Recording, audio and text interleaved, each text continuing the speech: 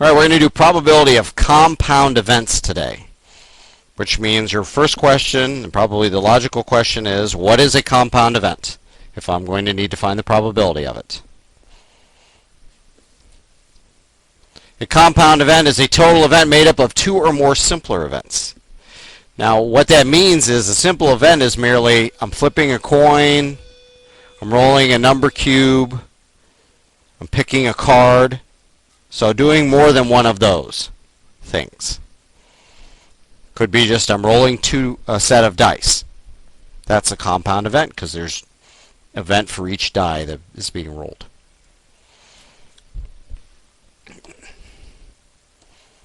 There are two kinds of compound events. One event and another, which would be our intersection set if you remember that from any logic that you've had. Or one event or another. That's the union set. So probability of A and B for the first kind, probability of A or B for the second.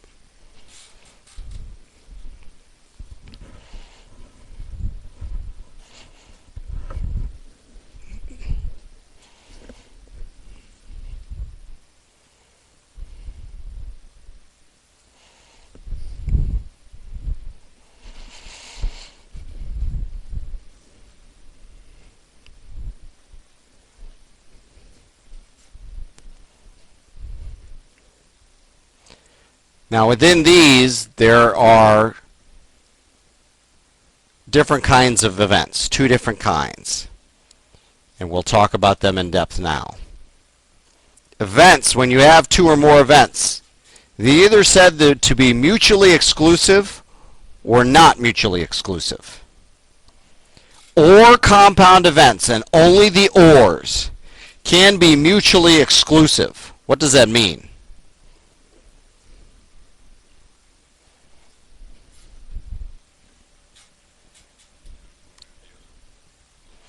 Yeah, they can't happen at the same time, right? If events are mutually exclusive, they cannot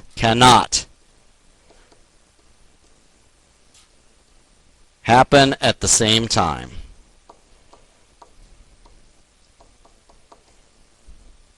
I'll give you a very simple example.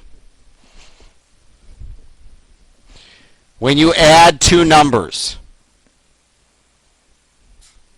that's a mutually exclusive event because when you add two numbers, you cannot get two answers. So the addition of two numbers is mutually exclusive. 2 plus 2 cannot be 4 and 7 at the same time, right? 2 plus 2 is 4. That's it. Now, this mutual exclusivity, this only occurs with the OR compound. But not all ORs are mutually exclusive. Some are, some are not. You'll have examples of both kinds today.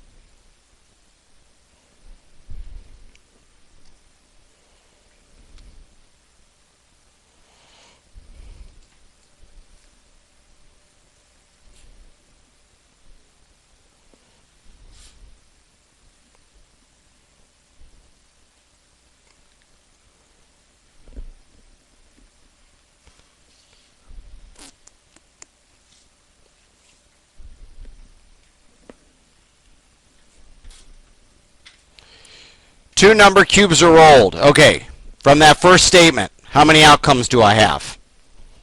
No. Fundamental counting principle. How many outcomes for one die? How many for the other? What do I do with those two? That's right, times. So I have 36 outcomes. What is the probability the sum is 7 or 11? All right, Marcus is perking right up. All right, this is craps, right? Shooting craps. Now, are these mutually exclusive? Yeah, because when you add up two numbers, they can't be 7 and 11 at the same time. So this is a simple OR statement, which means I'm going to find the probability of 7, the sum of 7, plus the probability of the sum of 11, and add them together. I even have this here. Let's try that. I roll my die. I get a 3. Which means I got to roll 3 again, right? Somebody explained it to me second period. I crapped out, right? Whatever. Don't you want to roll that the first time, though?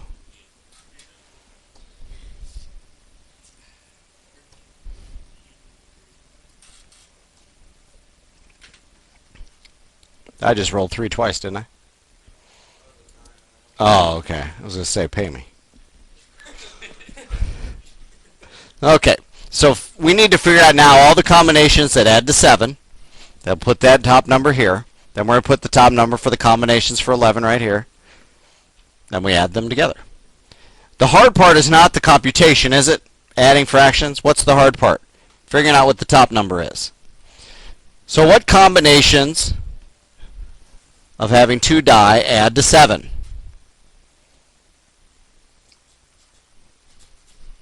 Well, 6 and 1, which means it's also 1 and 6. 5 and 2, 2 and 5, 3 and 4, which means you have the opposite of 4 and 3. Anything else? What adds to 7? Anything else? No. So how many is that? 1, 2, 3, 4, 5, 6. Those are the combinations that add to 7. Now what combinations add to 11? Is there a 10 on a number queue? No, that's okay. First period it was 8 and 3. That's all right. 6 and 5, which means 5 and 6. Anything else? No. So what is the probability of rolling a 7 or 11 on your first roll if you're betting with Marcus, which I don't recommend? 8 out of 36, which is 2 and 9. You know, there's only a 2 out of 9 probability when you're shooting craps that you're going to, oh, this is great. This is going to go on the internet. Parents can listen to me tell you how to gamble. Hey, simple probability. I mean, this is one of the most common, whenever they do this, this is the most common things in probability. And I had a student ask me, first or second period, am I ever going to use this? I said, well, if you become a professional gambler, yes, you will. And that is a profession now, I guess. Yeah, exactly. All right. 2 out of 9. Now this problem,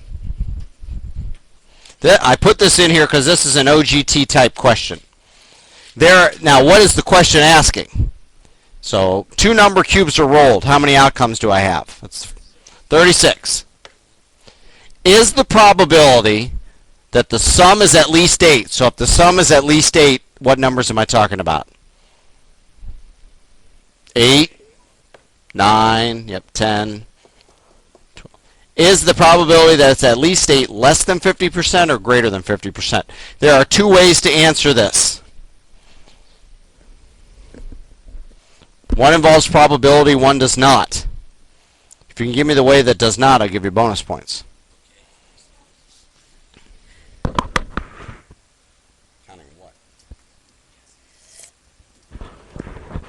Yes, guessing is the third way, but not what I was intending, because anybody can do that.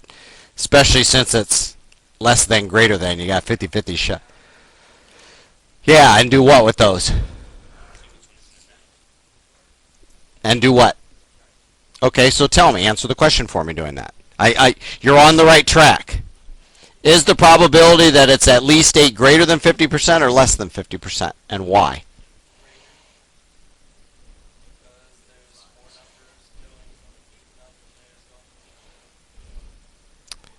You know, exactly what you said is wrong, but your logic, your reasoning is right. It's less than 50%. By using this, see, this is how the OGT, sometimes on those short answer questions, there's 2 ways to answer it. You could answer this using probability, which I'll show you in a minute, but you could also just say, hey, let's look at this logically. How many sums or how many combination numbers do I have that will add to 8 to 12? How many here? 5. 5 numbers. I have 5 sums when I look at the combinations when I roll dice. What are the other combinations? Well, what's the smallest number I can have? 2, 3, 4, 5, 6, 7. How many numbers here? 1, 2, 3, 4, 5, 6. When you count the number of sums, there are a greater number of sums less than 8, aren't there? So by using logic, we would logically conclude then that yes, this probability of at least 8 is less than 50% because there are more sums. What? Okay. Okay. Your guessing does work if you guess correctly. That's a big if. Right, the way to do this problem logically is to say, okay, there are 36 outcomes. How many, let's see, how many are going to add, what are the combinations that add to 8, 9, 10, 11, and 12? Okay. What adds to 8? 4 and 4. There's no such thing as a 7, is there? 6 and 2, which means you have 2 and 6. 5 and 3, which means you also have 3 and 5. Anything else? No. What adds to 9? 6 and 3, so 3 and 6. 5 and 4, so 4 and 5. That's it. Okay. What adds to 10? 5 and 5. 6 and 4, so 4 and 6. Anything else? No. What adds to 11? 6 and 5. 5 and 6. What adds to 12? So what are the combination? What sums here? How many sums do I have? 15. So that is less than half, isn't it? It is. That would be, both are divisible by 3, 5 and 12. So you have 5 and 12 probability of a sum greater than or equal to 8. Which you could have gotten that way or using logic and looking at the numbers of sums.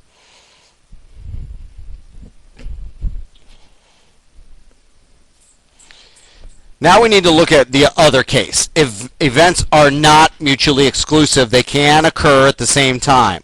So if I have 2 things and they can be both at the same times, what could happen when I'm counting up and getting my numbers? Something might get counted twice. And that's what happens. Sometimes numbers get counted twice. So what I have to do is I have to find this probability. I add up the 2 individuals and then subtract where they overlap. If you have an AND statement, you usually don't have to worry about this. Why? Because you're only looking when it's both at the same time, this and that. So you only worry about not mutually exclusive when it's an OR, because the AND, it's already, they have to be together at the same time. So here's a simple example of that. From 9 students, Max, Neil, Oprah, Pam, Raul, Rita, Tom, Will, and Zoe, the teacher will choose a student at random to work a problem on the chalkboard. What is the probability that the student is a girl, and this should say or has a name that begins with R? So how many students do I have? 9.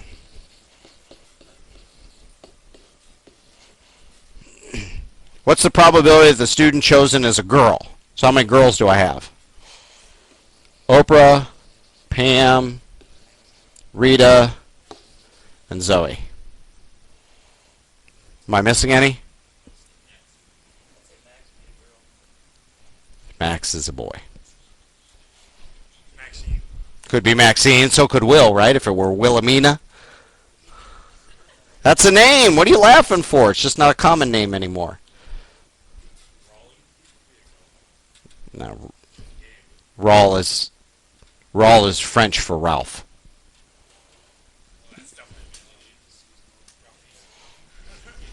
Define normal. Normal to you may not be normal to me. Right? Okay, so how many girls? 4. How many R names? 2, right? Raul and Rita. So we have 2. Now, is there anyone that is both a girl and an R name? So Rita got counted twice, right? So that throws off my probability. So I have to subtract twice, as a girl and as an R. So we're going to subtract out the 1 because Rita got counted either one or the other. So 4 plus 2 is 6 minus 1. So the probability out of those 9 of a girl or somebody with an R being chosen is 5 out of 9. Okay? That is what it means when you have events that are not mutually exclusive. You can have overlap, so you have to subtract the overlap. A more complicated version of a problem would be something like this. 2 number cubes are rolled. Find the probability that the sum of the numbers rolled is either even or a multiple of 3. So whenever you get one of these or statements, you have to figure out, is it mutually exclusive?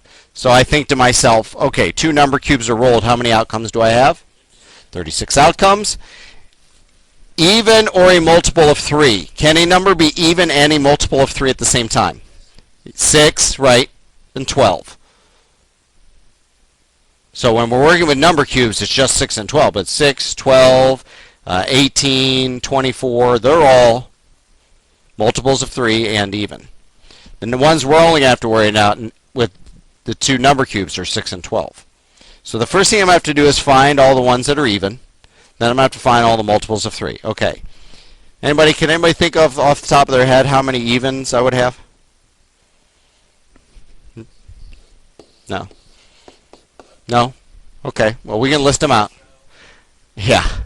What happens when we add 2 numbers? The result is either even or odd, isn't it?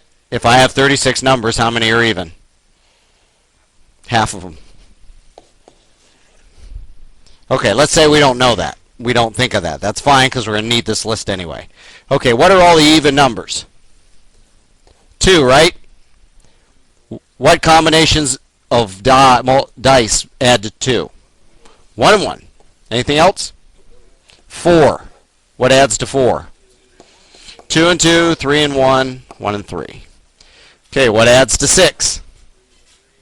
3 and 3, 4 and 2, so 2 and 4, 5 and 1, 1 and 5. Anything else? No. Next is 8, 4 and 4, 6 and 2, 2 and 6, 5 and 3, 3 and 5. 10, 5 and 5, 6 and 4, 4 and 6. Anything else? No. 12. All right, so those are all my evens. How many are they? 1, 2, 3, 4, 5, 6, 7, 8, 9, 10, 11, 12, 13, 14, 15, 16, 17, 18. So we still got the 18, even if you're like, well, when I add 2 numbers, it's either even or odd, so it'd have to be 18. Yeah, 36 divided, right. I just took half of it. All right, now I need to come up with the multiples of 3. What are the multiples of 3? 3, 6, 9, and 12, correct? Well, how about what combinations add to 3? 2 and 1 and 1 and 2. Anything else? How about 6? Well, it's already done, isn't it? That's it, right? Okay. How about 9? 5 and 4, 4 and 5, 6 and 3, 3 and 6. And then 12, already done. So how many do I have for multiples of 3? 1, 2, 3, 4, 5, 6, 7, 8, 9, 10, 11, 12. Did I skip one? 8, 9, 10, 11, 12. Whew, my. Oh, okay. Yeah, that is 12. It's 12. But what happened? What happened with 6 and 12? Yeah, there's some of the 6 and 12 in this column right here. The 6 and 12 in this one too. So they overlap. They get counted twice, right? So I have to subtract any of those that counted twice. So I have to subtract 6.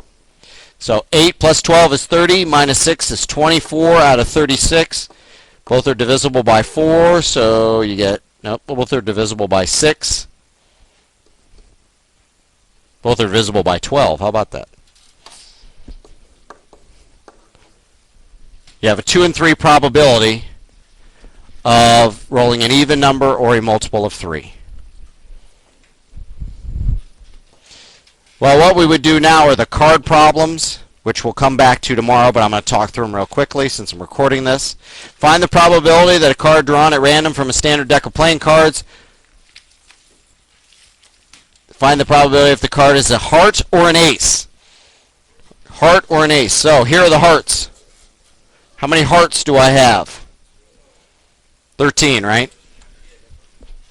So I have 13 out of 52 plus. How many aces do I have? 1, 2, 3, 4 aces. 4 out of 52. Minus, is there an ace of hearts? 1. So 13 plus 4 is 17. Minus the 1. 16 and 52 probability, which is, what? 8, 4, and 13. So if you're looking at a heart or an ace, you have a 4 and 13 probability of choosing that card.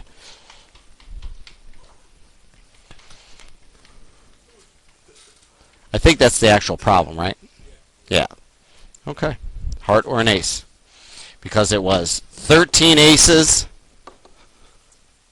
or 13 hearts plus 4 aces, minus the 1 ace of hearts.